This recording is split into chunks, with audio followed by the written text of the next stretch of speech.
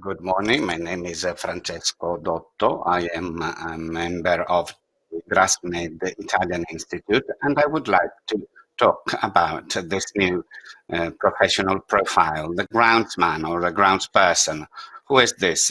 He or she is a gardener who is specialized in sports green.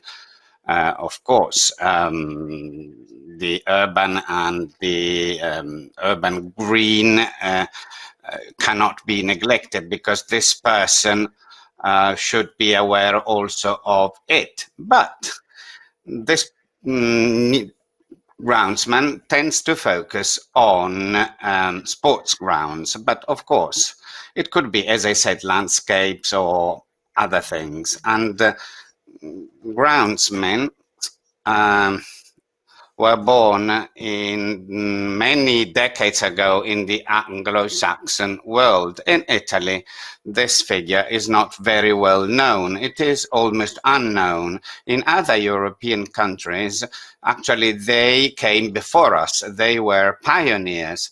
And now we've got ground persons that are becoming increasingly popular and common in Spain, in France, in Slovakia, in the Czech Republic, apart from Anglo-Saxon countries, as I said earlier.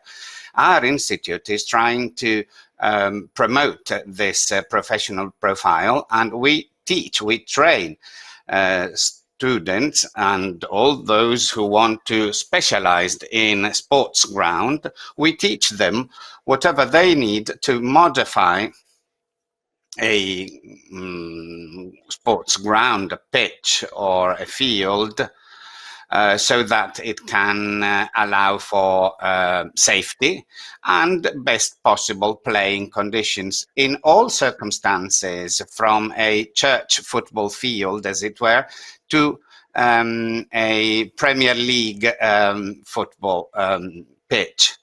And safety is important in all from all points of view for children, because, for example, if a child, when he plays and gets hurt, well, obviously that fracture might have repercussions for the rest of his life. For adults, this is not so serious, but nevertheless, for professional athletes, things change. If we consider Ronaldo, for example, that would be a huge amount of money that is being jeopardized. And if Cristiano Ronaldo, can't play for 6 months because of the bad conditions of the football pitch, this is very bad, and it's the responsibility of those who have constructed the pitch, and it's also the responsibility of the football club that have not maintained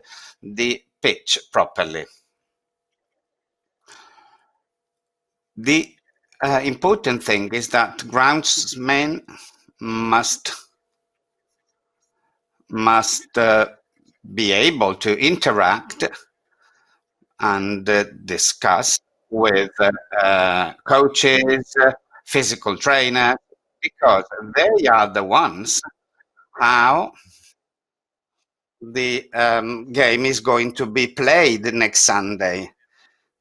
They may require a very fast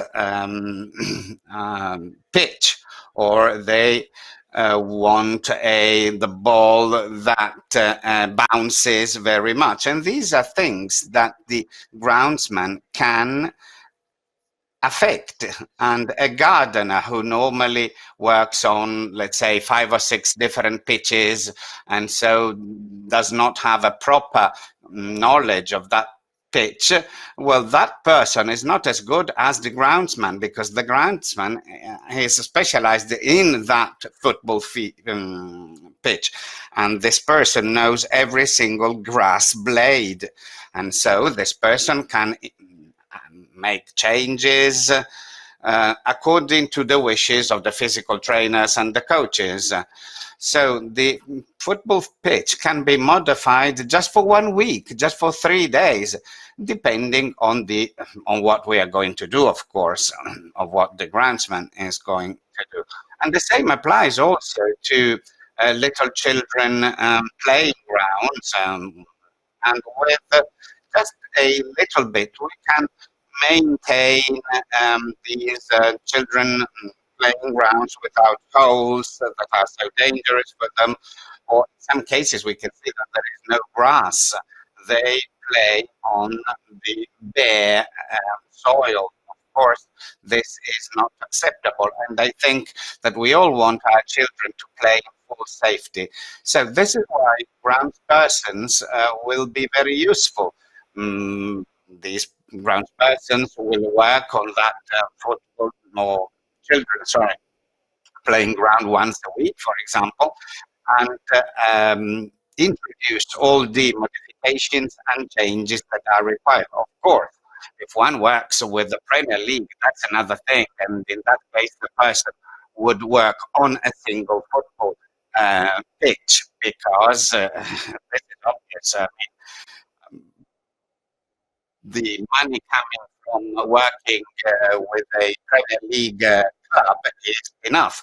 But of course, if the ground person works with the children playing grounds, he will have to take care of more than one city for income reasons.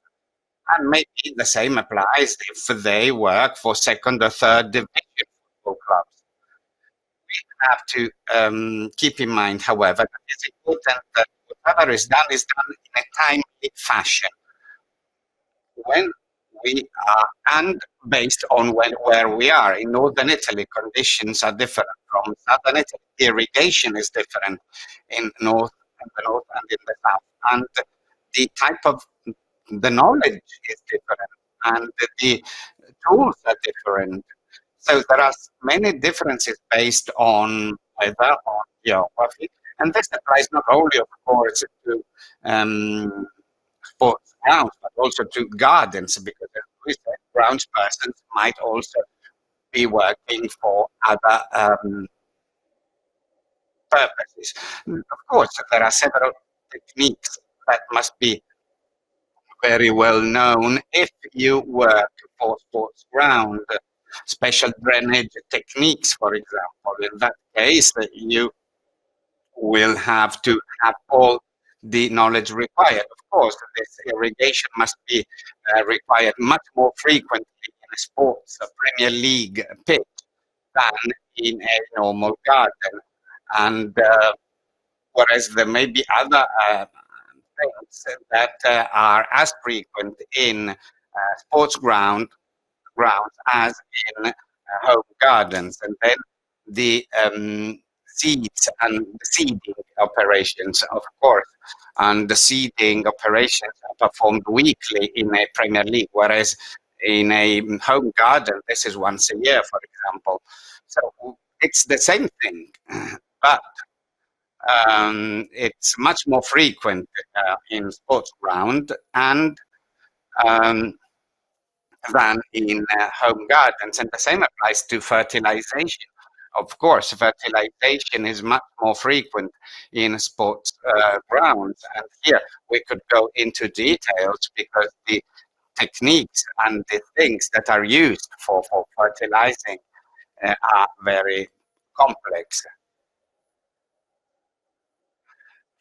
Some people might prefer nitrogen or enzymes or bacteria or natural problems or microelements. And and this type of different forms of fertilization are important both in, in sports and in gardens. I don't very much like my workers to apply nitrogen based fertilizers. I don't like them. They are, as it were, healthy carriers of fungi. Uh, and this is something people do not know, but the nitrogen-based fertilizers can be very dangerous, in my opinion. And one has to remember that the 12th man of the team is not, as sometimes it is said here in Italy, the audience, the supporters. No, it's the pitch, it's the actual, the quality of the football pitch. This is the 12th man, and this can give you a competitive edge, as it were. So if you play um, in appropriate soil with appropriate soil and lawn and turf conditions, well, you are more likely to win. I won't say that you start 1-0, but you start half point 5-0, which means that you have an advantage. And the groundsmen, together with physical trainers and coaches, can contribute to this advantage for teams. In our courses, training courses, uh, there are different steps, of course. There are different levels. Basic level where you just give the foundations. There is the second level where a second level course um, allows you to to work actually, but then you can become a groundsman and manager, so you can take care and be the actual manager of the Premier League, let's say, football pitch.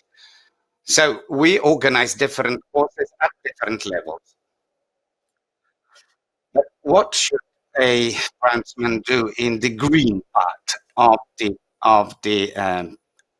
field? Well, the groundsman must create an environment that is healthy and where that's safe, where nobody gets hurt, nobody gets infected because it was and I think you do have this experience, or you read about that sometimes some fertilization methods are suggested, but but they can be dangerous from the point of view of infections, and infections might lead players to stop playing for a few weeks, and this is money, wasted money for the club, because the player that has been paid cannot play properly.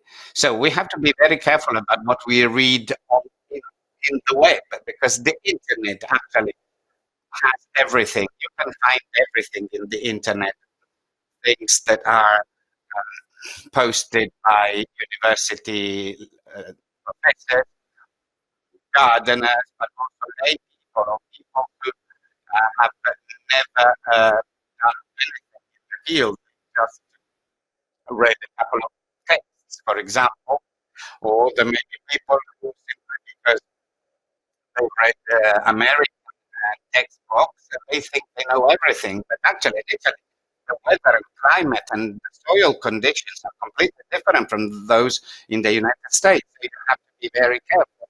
And, mm, of course, only some parts of the United States experience can be transferred to Italy.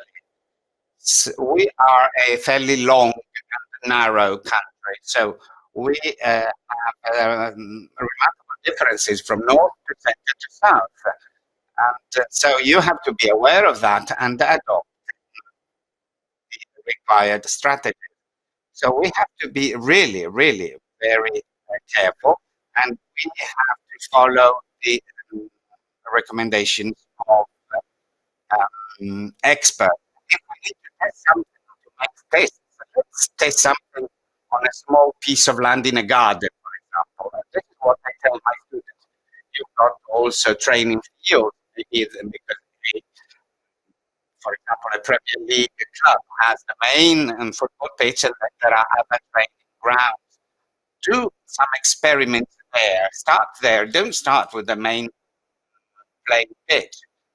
And this applies at all levels, because this is a way to know whether things work in that area with those soil conditions, with that weather. So testing first, without testing in small surfaces in the garden. And this is what I have seen with many colleagues also coming from other countries. And I personally don't just talk about theory. I also talk about practice. Actually, I do practice. I do test things. Personally, I am used to, to always looking for the reason why something is done. I am not happy with saying, well, this has always been done like this. No, this is not correct. This is not the right attitude. You have to look for why, the reason. You have to question. You have to ask why. Why should I do this? And test, test. Why has that other my colleague? Why has my colleague done this? And experimenting, testing is fundamental. As I said, I do experiments, and if things do not work properly, I take suggestions, recommendations, and adapt them to the conditions where I work. Of course, this applies to gardeners as well, and home gardeners or park managers. They too have to follow this approach and always ask why things should be done. Why? It is also important for us to spread this culture all over Italy. In particular, we want to involve all sports clubs, both professionals and amateurs. We want this culture to be spread. We want groundsmen to be employed by all uh, sports clubs. We would like to thank the A Magrin Academy who trusted us based on our experience, based on what we've been able to do. And we recently had the sponsorship uh, of a ministry, and we always cooperate with certified and recognized institutions at a national and international level. So our certificate has an international value. The first 4 students that were trained in our courses, actually there were four of them, and they found a job overnight almost. And but they did so in Spain because at the beginning, then in Italy, nobody looked for brown person. So we are very happy to cooperate and with a Maghreb Academy with this type of collaboration will certainly be very fruitful, and we hope that it is long lasting and we have an expanded type of collaboration because this would make the figure of a groundspersons better known. Groundsmen would be better known, and a Maclean Academy would grow, we would grow, and so this cooperation would be mutually beneficial. In my opinion, this is a type of cooperation that should go on, not just to stop or just uh, just concern interviews or um, something very superficial. No, we must work and collaborate so that we can have a really a close connection and we can together promote the figure of trans persons. In Italy, there are more than 24,000 natural grass um, playing grass, 24,000. And then there are the synthetic ones. And we'd also have groundsmen for synthetic grass, but that's another thing. So we need at least 8,000 groundsmen, let's say, not one, 8,000 for the 24,000 grass playing in Italy. We have to make people understand that this professional profile is important. We want people to look for grants. We want clubs, sports association to be aware of the importance of finding a good groundsman. If you visit the EOG, which is a British association, and this is actually someone, an entity we collaborate with, and you will find So the names of sports clubs and associations that are looking for groundsmen, because this is something that in Britain is fairly common. They look for, they know that this is an important thing. The tools that are required are not very particular, and you can also rent them, the tools and machinery or the equipment. Let's say you need a drill, which is a machine that makes holes, and then you need also a vertidrain, and which gets to a 30-centimeter depth. In many professional fields, we know that they've got also heating systems and water pipes at 20 centimeters. So you have to be very careful when you use this vertigrade. For the vertical, I always recommend to have these vertical machines that reach maximum 30 centimeters to cut the ground, the actual soil, because the more the softer and the ground the soil is, the better it is, because there's more air. These are the two machines. Then one needs a helicoidal type of cutting machine, but this is more expensive. Most people use the rotary cutting machines. The ideal thing would be to have a helicoidal one, but the rotary one is okay as well. Of course, you have to take care of the blades. The blades must be cutting properly, and this leads to fewer infection possibilities. If infections of, I mean, meaning bacteria or fungi infecting the grass, which can be dangerous for players and for the grass itself. So I think that a sharp, the blades must be sharp so that the cutting is sharp.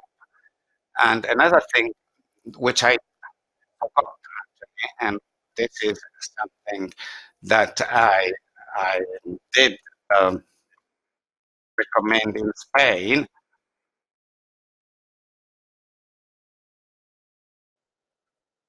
Before entering the playing field, so let's use of uh, uh, of a sort of rug with a disinfectant.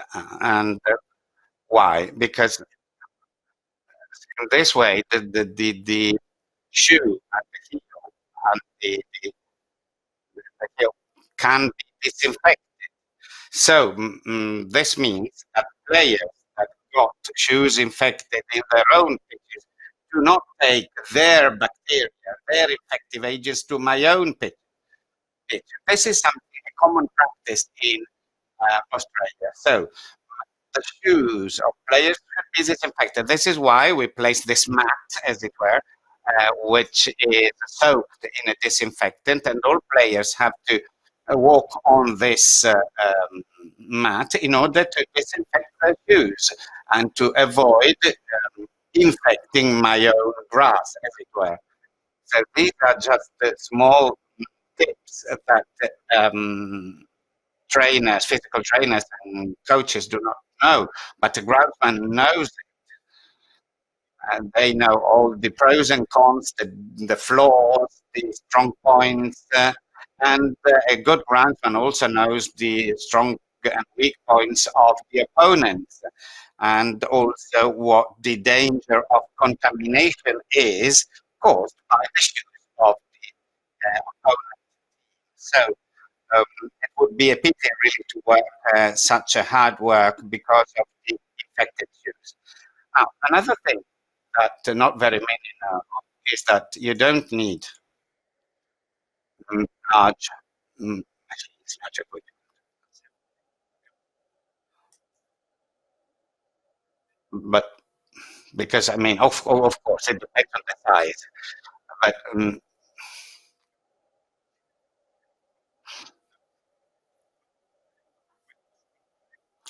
and for example, there may be a machine that helps me understand whether the ball slides properly, or there can be a shoe with which which is made out of steel, and it can be used. This is a machine that can be used to test the soil condition. This obviously is important for the needs of the players. And you know that um, very often, at least in Italy, the grass is being considered as responsible for not allowing the shoes to move properly, causing dislocation of the knees of some ligaments. And this is true. This is not what I say, but um, also trainers and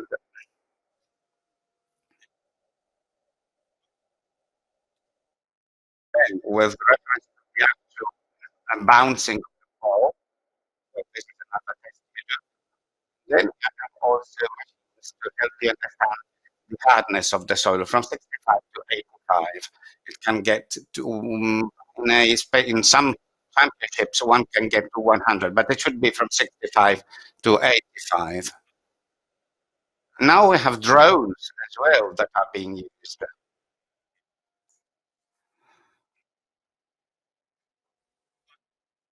And they are working. They are very fashionable now. They seem to be working, but let's wait for it because they have to be improved. But drones will be useful probably in the future to simplify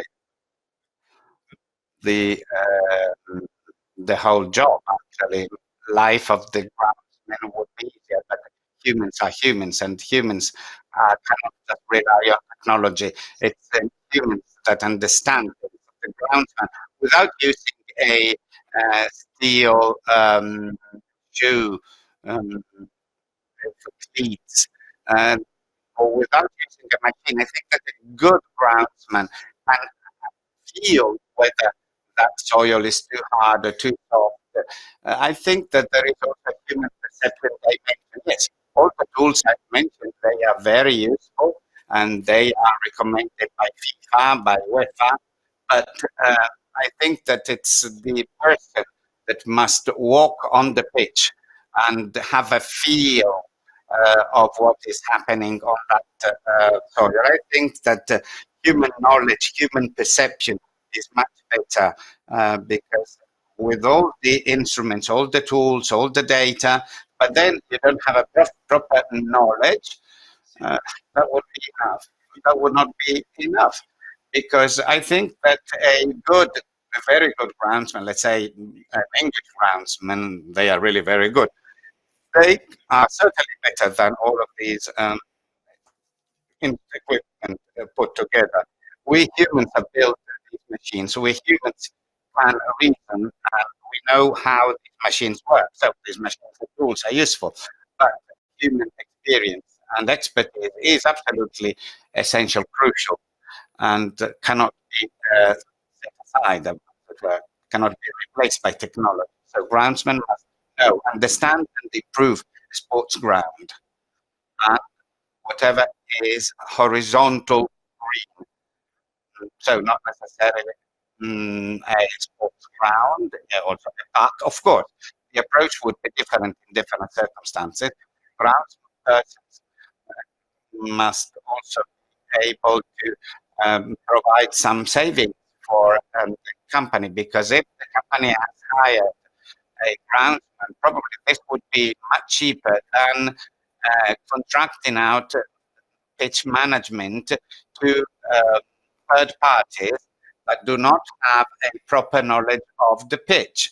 I think that there must be a person who has a very good knowledge of the pitch, the case of Premier League or First Division um, clubs. I think that this is absolutely essential. Having said that, that's enough for me. I say bye, and that's it. hello to my colleague. Morning, my name is Gianni Casini. I work in Nice, in France, as a groundsman. 4 years. I have been working there for 4 years, and I work for the maintenance of the training center and of the main football pitch. Daily, I work, of course, daily with 7 or 8 people who work fields. I decide the plan in terms of seeding, fertilization, daily maintenance. So I have to work out proper plans for the training center and for the pitch, for the central maintenance. And also I work for the management, this is very important not to be understated, of the interaction with the people that are essential. So consultants, suppliers, fertilizer, stadium managers, um, trainers. So I interact with all these people, and this interaction is very important. You have to devote very much importance to this as well.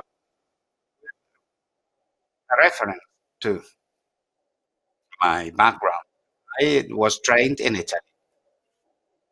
I have a secondary school diploma as a technician. I a degree at the University of Pisa on the management of green areas. Then also I attended a master course on olive tree management, and in 2013 actually I got a certificate golf course superintendent um, at the National Golf School. And as far as my professional career, I mean, I started when I was already studying in the year 2000, more or less. I started working on the maintenance of private home gardens. Then, during my university, I was lucky because I was able to attend the course on turfs and lawns. And I remember that day very clearly, that experience very clearly. We spent one day in golf, and when I was there for the first time, I understood that that was my passion. That was the thing. I, so I really thought that being able to take care of the grass, of the lawns, what I wanted to do. I started in 2004 working in London for the first time, and actually I got a very good job, and I worked at the Richmond Public Golf Course.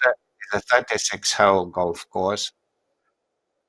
Then I came back to Italy after a couple of years where I worked in a farm where we produced extra virgin olive oil, quality olive oil.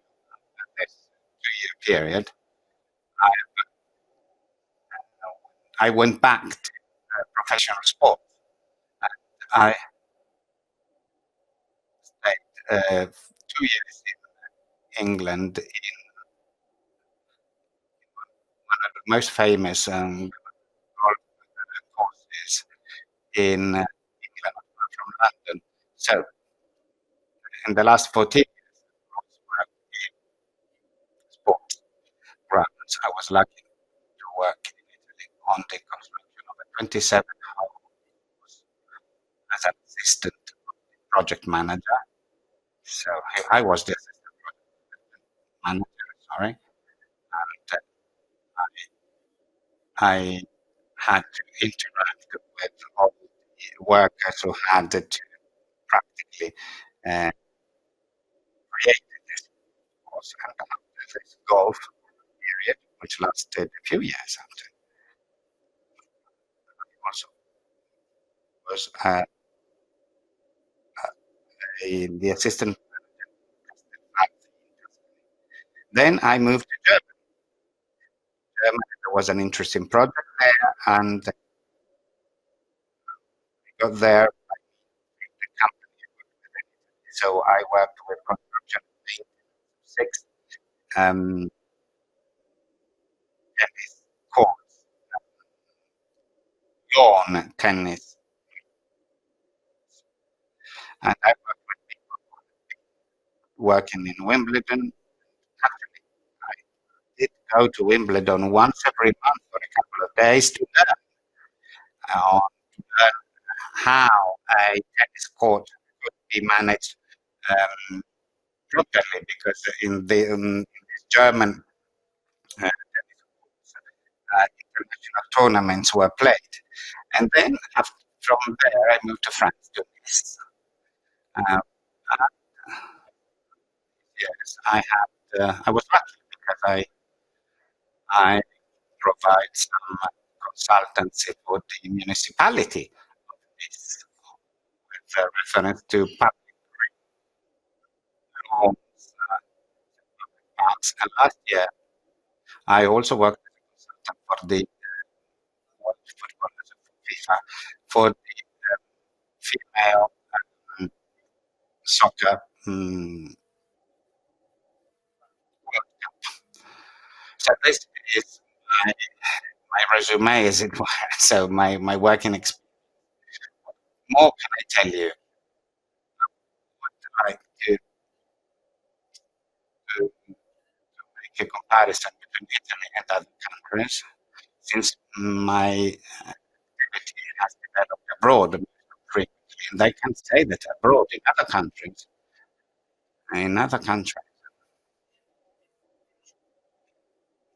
young people who want to follow this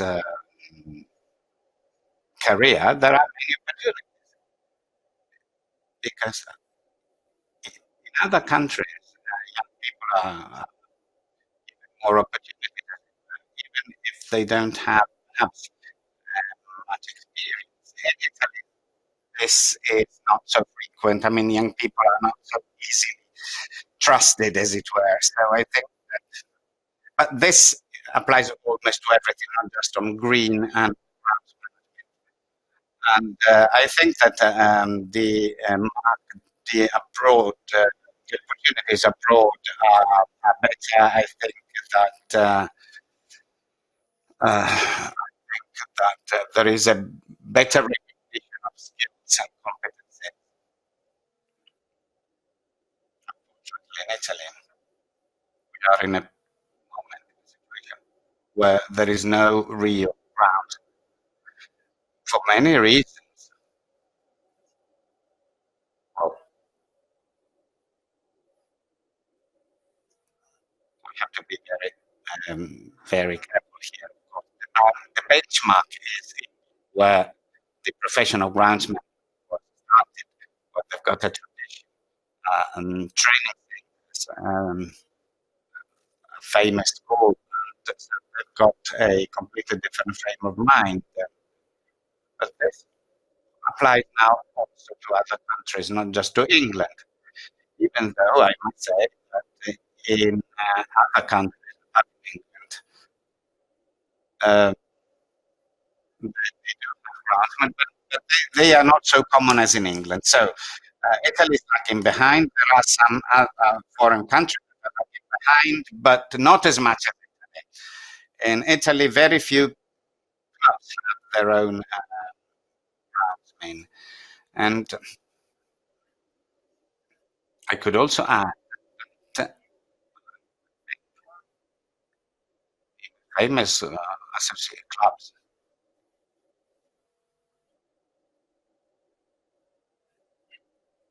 should have in some cases there are other clubs that take part in European cups and tournaments. And to be more competitive, they should have their own groundsman, because a groundsman directly employed by the club makes it possible for the coach, for the trainer, for the club to adapt soil conditions to the field. Of course, this depends also on the inherent structure of the pitch, of course, but there could be a better adaptation, as it were, of the soil and the turf condition to the requests of trainers and uh, coaches, and also to prevent sports accidents, which are in some cases caused by the mm, the grounds. Um, so there are several reasons why groundsmen are important for health, or to prevent accidents, but also to have a playing field that is more, let's say, in line with the features, with the qualities of the home players, as it were. Of course, there are parameters that must be complied with. There are UEFA and FIFA parameters, and you should keep within those. But within those parameters, there is a range, there is some scope. Once this is understood, I think that the Italian clubs will hurry up and look for well qualified grounds. I think this is a necessary step forward. In working abroad, I talked with coaches and physical trainers, and I talked to people, to these people. They told me we are working with groundsmen. The groundsmen should work in close contact with because groundsmen could uh, help a team be more competitive and maybe win one additional point that in the final ranking allows that team to get to the uh, Champions League, for example. I think that this is not completely understood in Italy, and once this is understood, I think that the approach will change about the need for a certified groundsman.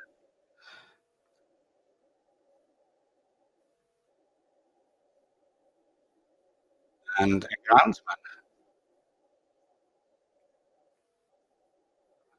also accompanies the players during summer when they've got their training summer session. And in these weeks, maybe the groundsman can organize things so that there is this fatigue because of the soil conditions, because of the changes that the groundsman can bring to the turf, playing field. So the groundsman is useful in these circumstances as well. And or maybe when there is a match played abroad,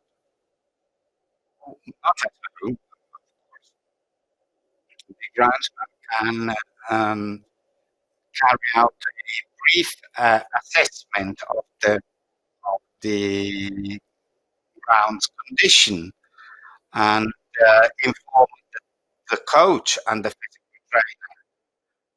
And maybe this will have an impact on the decisions made by the coach. Oh, and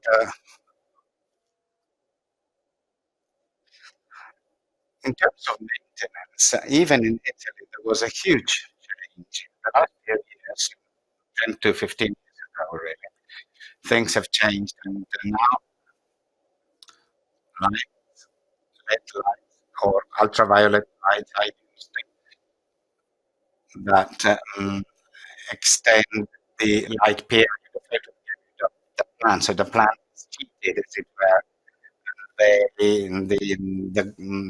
The plants believe they are in spring and summer, and so they grow more.